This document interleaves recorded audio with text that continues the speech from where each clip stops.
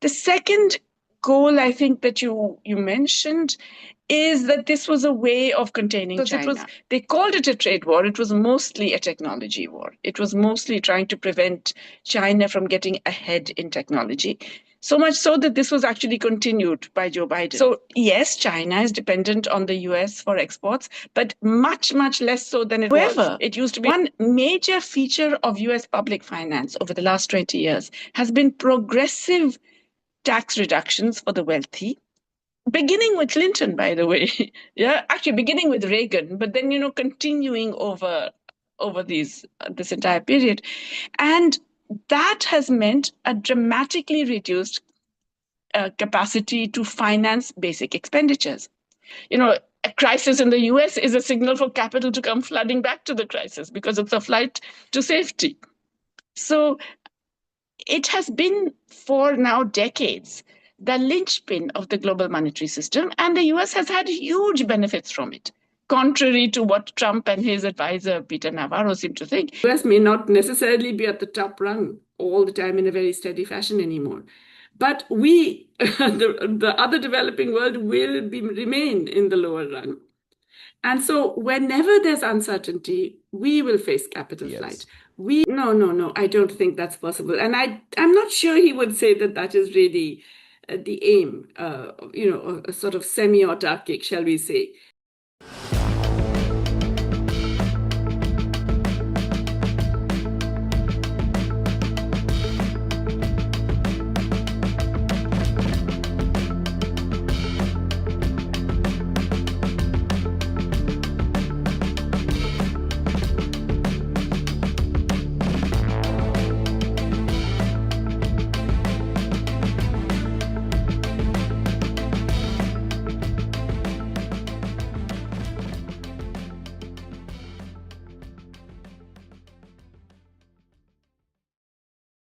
Hello and welcome to another episode of India and Global Left. If you are new to the show, please smash that subscribe button. Also consider becoming a YouTube member, a Patreon, or donate small amount given in the link in the description box. But the least you can do is to watch the show, like and share. Without further ado, let me welcome our guest today, Professor Jayati Ghosh. Professor Ghosh is an Indian development economist. She taught economics at the prestigious Jawaharlal Nehru University, New Delhi for nearly 35 years, and since January 2021, she has been professor of economics at the University of Massachusetts Amherst, USA. Her core ideas of study include international economics and globalization, employment pattern in developing economies, macroeconomic policy, and gender and development. Professor Ghosh, welcome back to India and Global Left. Thank you. It's a pleasure to join you.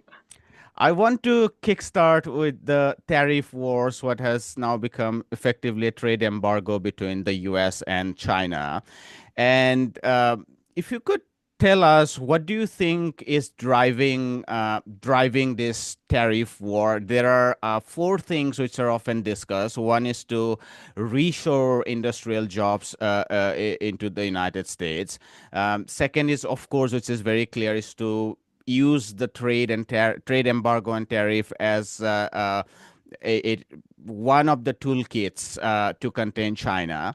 Thirdly, it is also said it is a measure to grab desperate indirect tax given the tight situation in the treasury.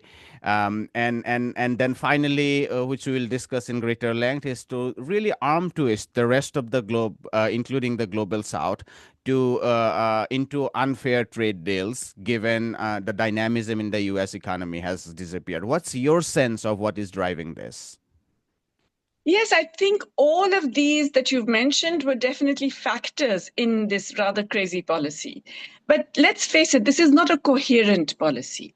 So in terms of the different goals that you had identified, to reshore, or rather, if we consider tariffs as industrial policy, tariffs can certainly be industrial policy, and they have been for many countries, including the US in the 19th century, early 20th century, and so on.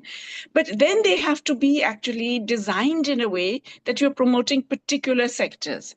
and that you're ensuring that those sectors are the ones that are viable, that you want to grow, that you will be competitive in future, that suit your economy. And then you're trying to increase the share of the domestic value added that is generated within your economy. You don't then do a blanket tariff, and you certainly don't do a tariff with that crazy formula that was apparently developed by Peter Navarro, which has no relationship to any industrial policy at all. Nor does it actually have any relationship to any idea of reciprocity. They were called reciprocal tariffs. But countries that had fairly high tariffs against the US, like Brazil, got off rather lightly. Countries that have very low tariffs against the US, like Vietnam, were slapped with some of the highest tariffs. So, in fact, it was very poorly designed as industrial policy, which suggests that this was clearly not a major goal. At least, you would have thought about it a little bit more if this was a major goal, despite, the talk. The second goal, I think, that you mentioned is that this was a way of containing China. And absolutely, this is explicit, right? Trump is obsessed with containing China, and this was very much part of Trump 1. In his first term, he did move to contain China. And let's face it, that was a smarter strategy in the sense of the way he did it, because they called it a trade war. It was mostly a technology war. It was mostly trying to prevent China from getting ahead in technology. So much so that this was actually continued by Joe Biden. Biden did not change any of Trump's original policies vis-a-vis China. He actually accentuated them. He made it worse through the CHIPS Act and various other things, and the controls on Huawei and all of that. So the containment of China is something that requires a broader geopolitical strategy. It's not just enough to say, I'm going to bash you with high tariffs because our economies are joined at the hip. Because if your economy is joined at the hip, you're going to have a problem. You cannot just slice it off, right? It's not like decoupling, like a railway engine decoupling from the train. It is decoupling, meaning you're cutting off a limb or you're cutting off part of that body, which is also going to affect you. And so that's badly designed to do it exactly that way, because you have to recognize the ways in which you're intertwined and then reduce the tariffs on the areas where you will really be badly hit, which he effectively did. After immediately announcing these ridiculously high tariffs, he then reduced some tariffs that are important strategically. Not all, but some, but not enough, as we know. But the other trouble is that you can't just isolate China if you're going to then take on every other country in the world. And that's what this tariff policy has done. So the idea that you want to prevent the rise of China means you need allies. You're not going to be able to manage or reduce the ability of China to progress or to move ahead of the US just on your own. You would need allies, and you did the opposite of getting allies. You alienated or terrorized every other country. So in fact, you now don't have any friends. You have mostly enemies or people who are very angry with you or former allies who now want to have nothing to do with you, etc. Okay? And so that too was not a very well thought out strategy, I would say. The last one, that using the tariff deal as a way to extract the maximum from countries, I think, yes, that's the one I would say that is possibly going to be less unsuccessful than the others. Okay, there will be successes, and there will be successes because unfortunately lots of countries will be terrorized into submission. Many countries, I mean, we know Trump famously said, right, they're all coming to kiss my ass, they're all coming to make deals, etc. We don't know how true that is because he's prone to a lot of exaggeration. But we do know that countries like Sri Lanka, which is in a debt crisis, which has, I think, 40% of tariffs of trade exports going to the US. Vietnam, massive reliance on the US as a market for its goods. They have really been desperate for a deal, and they're probably likely to make all kinds of other concessions. We know that my own country, India, our own country, unfortunately, the government has already made concessions. We don't know what's going on behind closed doors. But we know that they have already announced that Starlink will be allowed to function in India.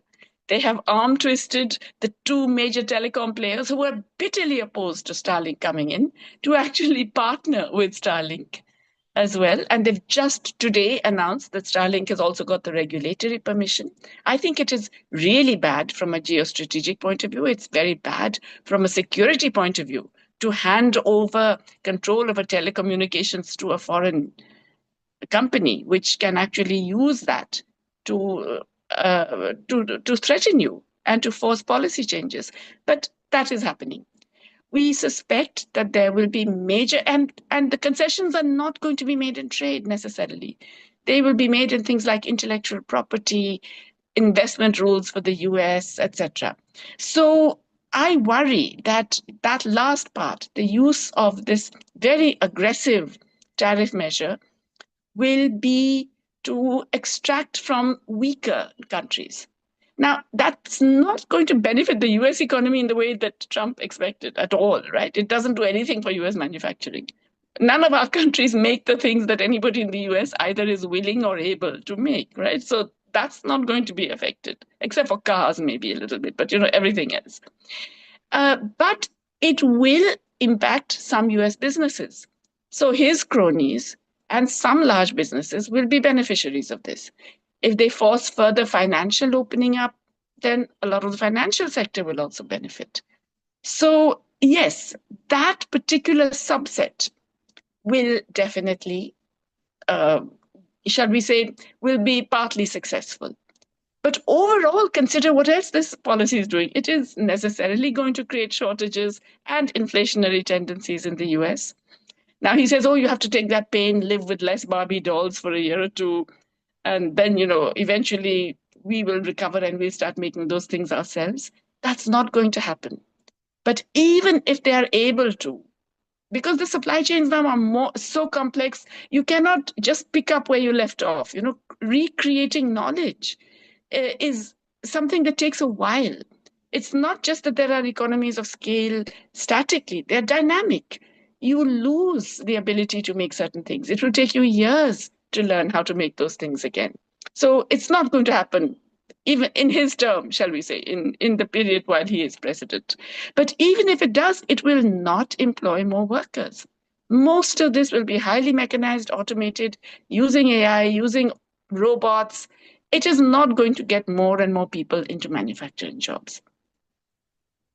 You said things that Lesotho, the denims that Lesotho produces, or the vanilla, handpicked vanilla in Madagascar, or textiles in India, American workers wouldn't like to produce. Even Ken Griffin, the head of Citadel LLC, says that it's forget about the global south. Even many of the things that China produces, American workers wouldn't like to produce them. So they would like to go higher in the supply chain. I mean, of course, Ken Griffin might exaggerate a little bit more. So there might be a little bit more room to reindustrialize than Ken Griffin would say. But it's definitely true that this war on the global south wouldn't benefit the American working class. Yes.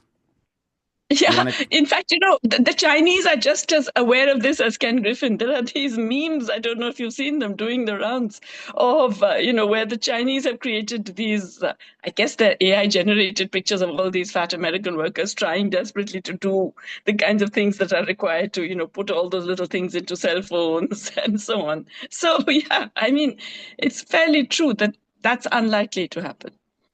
I'll come back to the question of global south because I don't think a lot of people are discussing that. But just to clear from our way the let's say the economic superpowers, I want to ask you a little bit about this framing of warfare, economic warfare between China and the United States. And I think the $1 million question here is who will blink first, whose economy is more resilient. And on one side in the US, we are seeing the bond vigilantes reacting very negatively to the tariffs. They are pushing up, I mean, in fact, 50 basis points rise in the yield for the first time after the tariffs were announced. The stock markets are also reacting very negatively, and the tech sector that was fueling the stock market boom and that was fueling the US economy, and a lot of their guys were the donors in the Trump camp. They've seen trillions of dollars being wiped out. And I don't think they will be very generous to Trump for a very long time. On the other hand, we are hearing reports about deflationary pressures in China as well. Of course, there are various measures to contain that. What do you think? Because given Secretary Scott Bessent and the Trade Representative Zimishan Greer are meeting with the Chinese Vice Premier Li Hofeng in Switzerland to talk about this, do you think they would end up somewhere in the middle, or do you think one side would blink? I think it's very clear the US has already blinked. Because if you remember, the pause that he brought in was in response to the massive decline in the US bond market, right? That was something that really, I think, did create some concern, or if not panic, in the White House. But also, in this particular war, the US cannot win it. And China knows. Okay, so that's a very, very critical thing. So yes, China is dependent on the US for exports, but much, much less so than it was. It used to be about 26% of exports a decade ago. It's now down to 13%. And, they can substitute for that demand. They can get from other countries. They can do much more domestic demand increase. There is scope for them, and they are already working on that. They have actually thought about this. And so they have a plan for the next few years in terms of holding out. Yes, there will be pain. Yes, there will be some industries and sectors and so on that are going to suffer. But I think they're prepared for this. And every Chinese economist I have talked to in the last month is talking about this resurgent nationalism.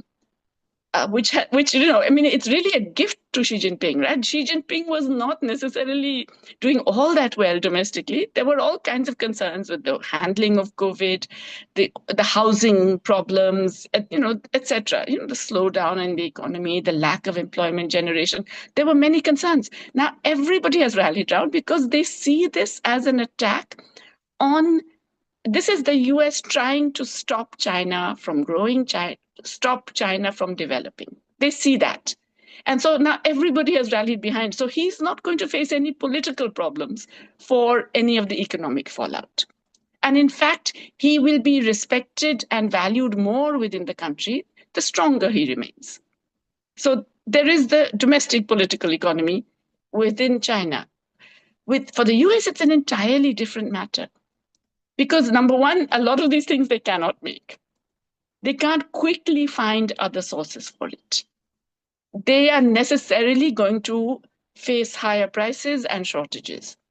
And we have seen that the US domestic population is rather spoiled in this respect. They can't handle that. They're not. So people, workers, are saying, where are the jobs we were promised? We were promised lower prices. We're getting higher prices. That's what Trump came saying, right? We're going to get all lower prices. This inflation is terrible, and so on. Instead, you're getting higher prices. You're not getting more job opportunities. And you're not getting any of the reductions of the fragilities and vulnerabilities of existence, whether it's healthcare, et cetera, all of those things. And of course, this is well before you're getting the further destruction that is going to happen because of these big cuts in government employment, in social welfare. All of that is going to play out over the next few months. So yes, the population is going to be very restive. And this is a government that will have to respond to that because, there are midterms, it's always in some kind of election cycle. And finance will not like it. So I think the political economy of the US is one which makes it much less able to withstand any, shall we say, medium-term trade war. So, of course, Trump is going to say, I mean, he's already said, oh, yeah, I think 80% is a good number. I'll bring it down to 80%. Let's face it, even 80% is prohibitive, right? It's almost like you're banning the imports of that country for most goods. And so I suspect that the US is desperate for a deal. And as the months go on, it will become more and more desperate. And you will end up with some deal that ends much, much closer to what China wants, which will be presented as a huge win for the US administration, because that's how they like to play it, but will in effect be a victory for China. I wanted to quickly ask you about your thoughts on the debt deficit situation in the U.S. Given there are conflicting views about it. On one side is really the negative response of the bond market. We saw that in the case of the UK in the gilt market. Of course, the treasury market is much bigger, and they have probably more. They definitely have more room, but the bond vigilantes are also quite powerful. And there are these discussions coming up every time that, oh, the treasury is running out of cash. Of course, we know how all this happened. I mean, obsession with balanced budget starting with the Clinton years, but then Bush coming in and saying that I'm ballooning up military expenditure, but even using debt further as a tool to say that let's not raise tax, because if we do that, then we'd spend more. Um, uh, uh, what what do you think about the sustainability question about the U.S. debt? Given we are also seeing Trump's plan to cut all the welfare state component of it, including employment, healthcare, and so on, Medicaid, while bumping up military spending and the national security spending. So it's really about bumping up the security state and dumbing down the welfare state while making all this brouhaha about spending. And we recently were told about a possibility of raising a tax on wealthy individuals above 250 million from 37 back to the 39%. But today, House panels has shown us the draft, partial draft, and it says that all that is rolled back, which is reasonable given Trump's constituency within the Republican Party. They wouldn't like that. Could you tell us a little bit about your thoughts on the sustainability of the US debt and deficit? So there are two parts of this. One is the internal and the other is the external. So the internal, I mean, the US has this ridiculous debt ceiling. It's ridiculous because it's an absolute number rather than in relation to GDP or anything like that. In any case, debt ceilings have very little economic validity, right? I mean, there are countries like Japan that have had public debt to GDP ratios close to 300% for decades, and they're doing just fine, right? And there are other countries that have a major crisis when they have 50% of GDP deficit. So, I mean, debt. So this is there is no magic number at which you will then have a problem. So that we have to recognize. However, one major feature of US public finance over the last 20 years has been progressive tax reductions for the wealthy, beginning with Clinton, by the way. Yeah, actually beginning with Reagan, but then, continuing over this entire period. And that has meant a dramatically reduced capacity to finance basic expenditures. Meanwhile, you have an aging population, you have essential social security spending, you have a whole bunch of other stuff which is kind of there, right? So you can't eliminate all of it. They've been trying. They've tried to reduce it, but the inability to tax the wealthy. And of course, then that got dramatically worsened in the Trump first regime because he then passed that, what was it?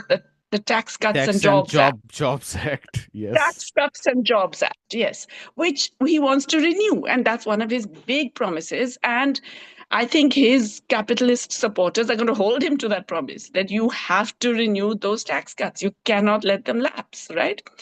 If you let them lapse, you're giving up a lot of tax revenue. You are hoping you will make it all up in tariffs. But, again, it's contradictory. You will not be able to make up that entire amount in tariffs. No way. Okay. And even if you do, that inflationary pressure is going to cause people to consume less. And so, in other words, the tariff is not going to handle that deficit for you. So you're going to run a larger deficit. You will try and cut a few of the other things because Republicans in general are very happy with cutting social services, social security, etc., etc. But there are political limits to that as well. Okay, so yes, there will be a larger deficit. Now, in most economies, this accrual of continuous debt is something that would automatically give you problems over time, right? That's why the US is usually talked about as having this exorbitant privilege that they can get away with higher debt, they can get away with higher deficits because everybody wants to hold US dollars. That's where the global part, the international angle, becomes so important. Because you see, the world has changed from Trump 1. And it's changed because of his predecessor. It's changed because of Joe Biden, which is that what Biden really did was to make a bunch of countries think several times about whether they really want to hold US reserves, US dollar reserves in the same way. The US dollars and particularly US Treasury bills have been seen as the safe haven globally. And let's face it, global capitalism needs a numeraire. It needs a safe haven. It needs somewhere where, something that it can hook everything else on. So everybody looks at their own debt in terms of the spread above the treasury rate. Everybody sees, a crisis in the US is a signal for capital to come flooding back to the crisis because it's a flight to safety. So it has been for now decades the linchpin of the global monetary system, and the US has had huge benefits from it. Contrary to what Trump and his advisor, Peter Navarro, seem to think, it's actually been a major asset for the US that it's been able to borrow cheaply and keep running deficits without bothering, without thinking about it. They can just print the money. Yeah. If Zimbabwe does it, we know what happens. But the US can keep doing it. Also, What keep Biden interest did, rates. Keep keep interest rates relatively low. low. Yes, exactly. Now, what Biden did was to weaponize this and explicitly. Now, you can do it to relatively smaller countries who are anyway outside of the, the sort of core of capitalist economy, like Venezuela, Iran, Cuba, etc. You can say, we are freezing your assets, we're doing all these sanctions against you. You can get away with that. But doing it to Russia is another ballgame.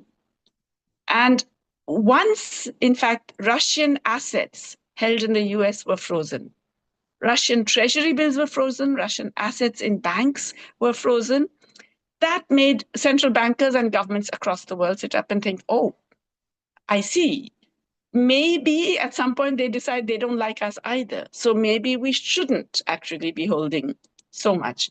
So if you notice China, it's done it gradually, but it used to have around 2 trillion actually in US of its reserves in US dollar assets, about 1.3 trillion in treasury bills and a bunch of other assets.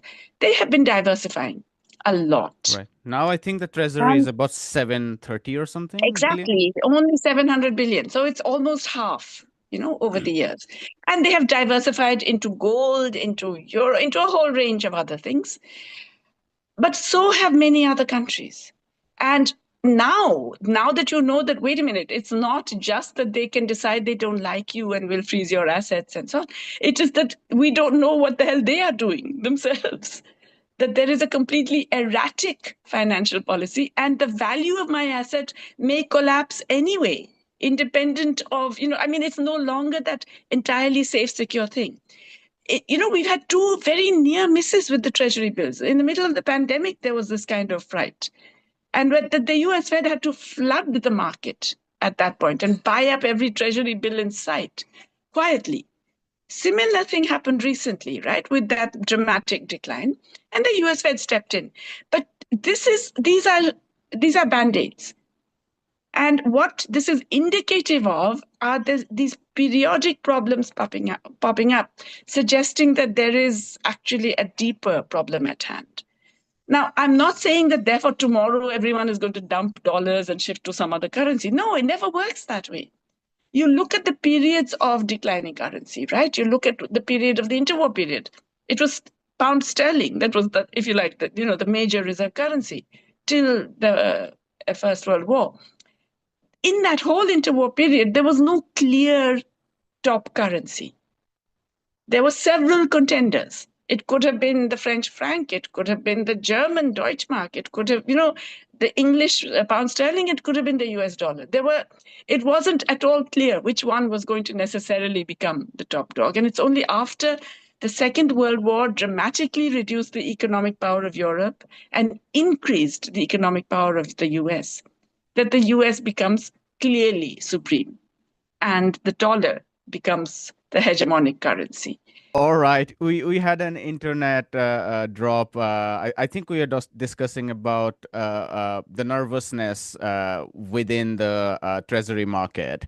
If I could ask you if you have a sense of uh, who were these players in the recent sell-offs? Do you have any sense? Is it just the Chinese? Of course, PIMCO, for instance, is not just the sovereign funds and the central banks, right? Because even PIMCO, major buyers in the bond market, said that we are looking for now alternatives in the Euro bond market and Australian bond market. And if Germany now continues down the path of increasing its military expenditure, which means more borrowing, then that might lead more pressures. But I was also curious if you think even Japan might be nervous because of the Russian case that you very interestingly suggested, and given they hold so much, more than $1 trillion. What's your sense of that? Yeah, well, if you look at that recent thing that happened in the treasury market, there were two major factors, and they were not China. It's wrong to blame Right. China because, in fact, China did not reduce its holdings of treasuries in that period. The two countries that did were Japan and Korea, South Korea. Ah. But they were probably responding to concerns about the value of their assets rather than any, if you like, geopolitical maneuvering. They were really saying, wait a minute, we don't want to keep this in a very unstable economy with a government that we don't know what they're going to do next. But the other big player in this was precisely hedge funds. And Right. that's because many hedge funds had actually leveraged. They were holding treasury bills on borrowed money. And, when there were these other calls, they actually had to move out. And that created then a panic. So once you get that sharp drop, then there's a generalized moving out. So it is both public and private holders of US treasuries. And to me, that is a signal that it doesn't have the same, shall we say, it doesn't generate the same confidence in markets that it has done in the past. These are early days. It's going to take a much longer time for this to play out fully. But I think we're going to find that in the medium term, the dollar is not going to be necessarily that extremely secure asset that everyone can be very confident of and that they will necessarily turn to in times of generalized crisis.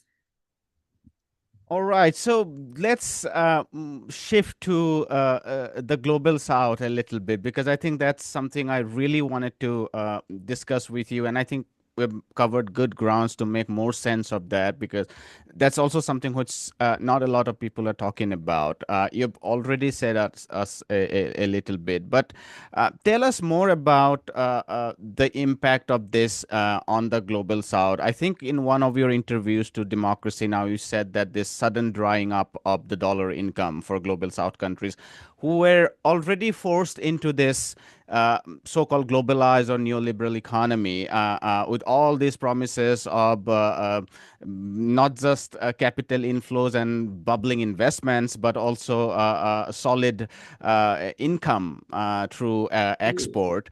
And they seem to be the most vulnerable. They would have the least when it comes to one-on-one negotiation outside the WTO framework with the United States. And with all the bottlenecks or inflexibility in shifting supply chains, as you mentioned. I mean, it's easier to say that let's trade more with China now, or there would be some offshoring from China to India in Apple or whatever. But that doesn't happen overnight like that. So tell us a little bit more about the impact on the global south. Yeah, I really think that, the big losers from all of this are, yes, the American worker, but mostly global South countries. And the reason is not even necessarily that because they are specifically affected by particular tariff policies. In other words, even the countries that have not had huge tariffs imposed on them, that have not had to experience 45% tariff and so on, even the ones with only 10% are going to be badly affected. And there are two reasons for this. The first is global uncertainty. We are now in a phase where nobody knows what's going to happen next. Will the tariffs be maintained? Will they come down? How much will they come down? It is at least 6 months because, that 90-day pause is going to be extended. He will not have been able to do deals with all the countries that he's claiming to do deals with.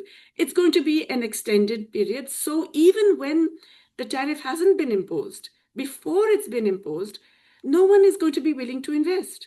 So we are going to see a decline in global investment, and that in fact will translate into also global recession. There is going to be declining consumption because consumers are going to be worried about the future. They're going to reduce their consumption, save up for whatever may happen next, not just in the US, but across the world.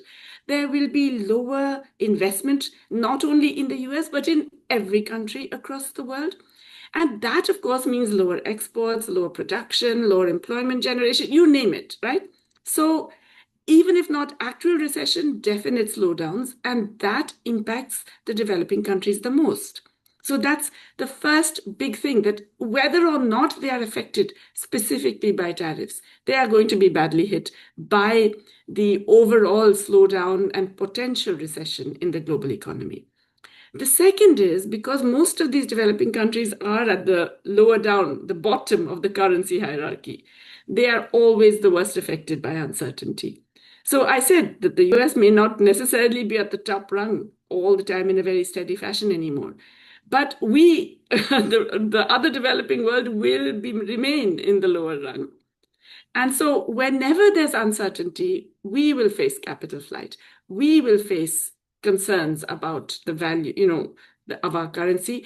But that devaluation, people used to say, a devaluation of your currency is good because it makes exports cheaper. You can export more. It makes imports more expensive, so you can do more import substituting stuff. That doesn't work anymore. It doesn't work, especially when currencies are volatile. So you don't know. And so, in fact, exports will not necessarily go up. And nor will domestic producers suddenly start investing in more export production or in more import substituting production. So you will get the worst of both worlds. You'll get a depreciation of the currency. You'll get less access to foreign exchange that you desperately need to do all of the things you do. If you are already a debt-stressed country, it's disastrous because you have to repay in dollars or in hard currency, which you do not have access to or you have less of now. And in many, many ways, therefore, you're going to face a much tighter fiscal constraint. It is true that over time, maybe developing countries, the BRICS, and others, they're going to find new ways of dealing with this. But so far, maybe it is shock, maybe it is, just a general absence of solidarity, etc.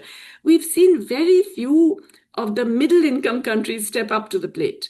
This is the time when they really should be. This is the time when, China, Russia, Brazil, India, etc., we should actually be making moves to diversify trade, to import and export more with each other, to provide trade credit, to do foreign exchange swaps, all of the things to replace that dependence on the US that many of these countries have got deeply embedded in. In India, we find it's the opposite. We're desperately trying to appease the US. It's very bad to appease a bully. They always treat you worse once you've appeased them. But that's what we're trying to do. And so we're putting all our eggs in the US basket rather than saying, well, let's think about all the different ways in which we can, in the medium term, develop a stronger, more diversified, more sustainable way of doing things. So yes, I think the next couple of years are going to be extremely traumatic for much of the developing world, unless we have much more insightful, far-seeing governments who can actually think of ways of turning this to their advantage. You said people used to say that devaluating the currency would be good because that would boost our export. I don't think people used to say Montek Singh Ahluwalia right after the tariffs were announced came to the wire and told Karan Thapar that we should just devalue proportionately and don't care about the tariffs. I think you nailed it. It's effectively two things: impact of falling demand on one hand, and the impact on the capital markets due to uncertainty, capital flowing out, and that's generating enormous pressures on currency. If you could talk a little bit about agriculture, and I'm asking this because tariffs, at least the more justified part of protectionism, was primarily in agriculture. Definitely true for even China, whose overall tariffs in the industrial products had come down significantly after. I mean, it was coming down since the 90s, but after 2001, it definitely dramatically came down. But in India and Africa, for instance, where you see relatively higher tariffs, agriculture is a major component of it. And if the US tries to use its power to open up these vulnerable sectors, I worry the impact on agriculture really. What are your thoughts on that?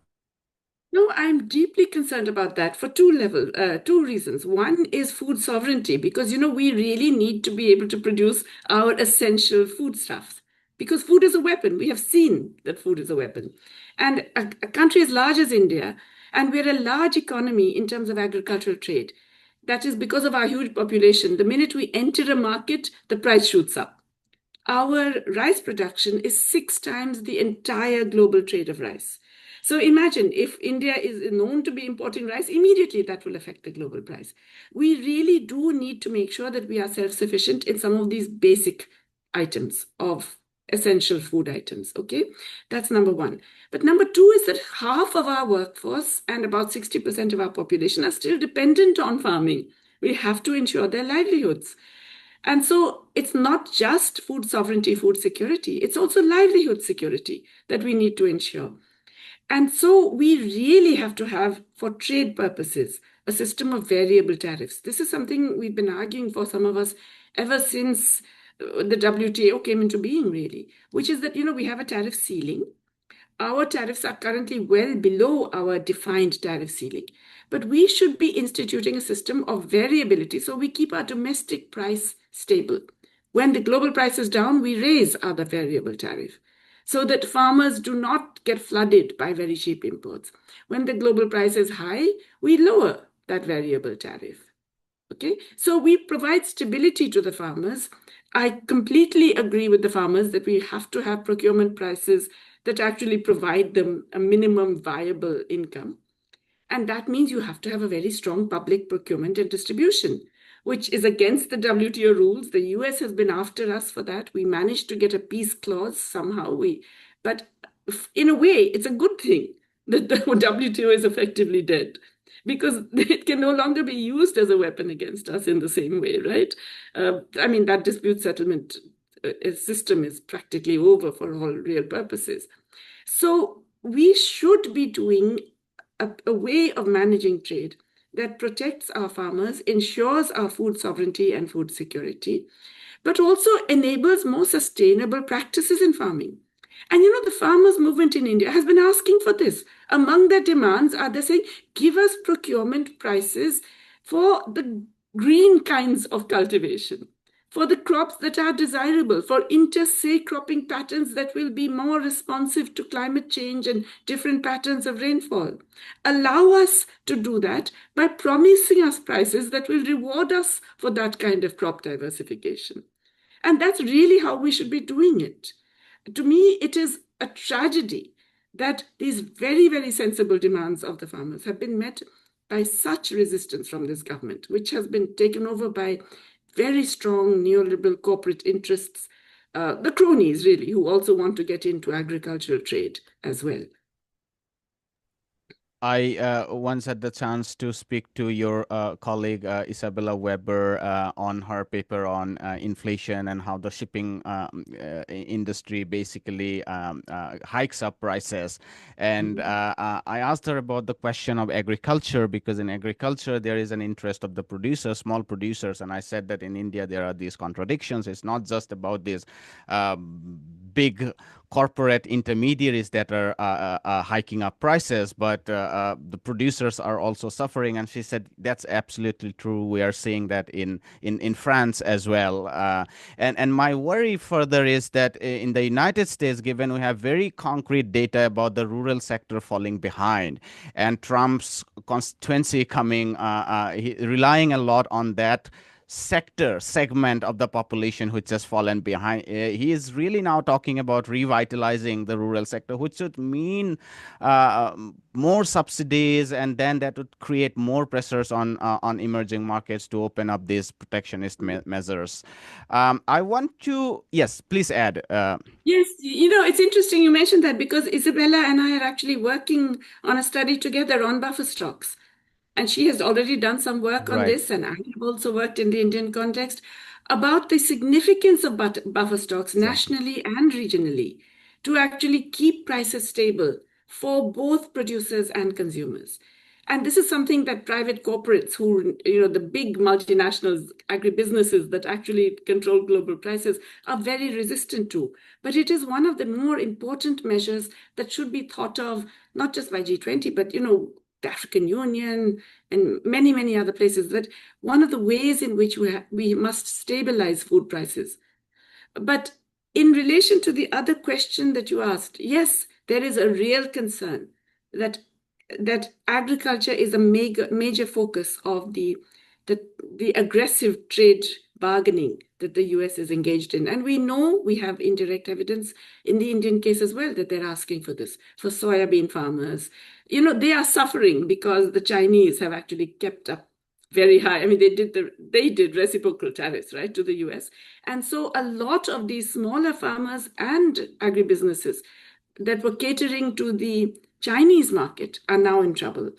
And so there is a real push for India to actually open up its agricultural trade to US in particular, which I think would be a disaster.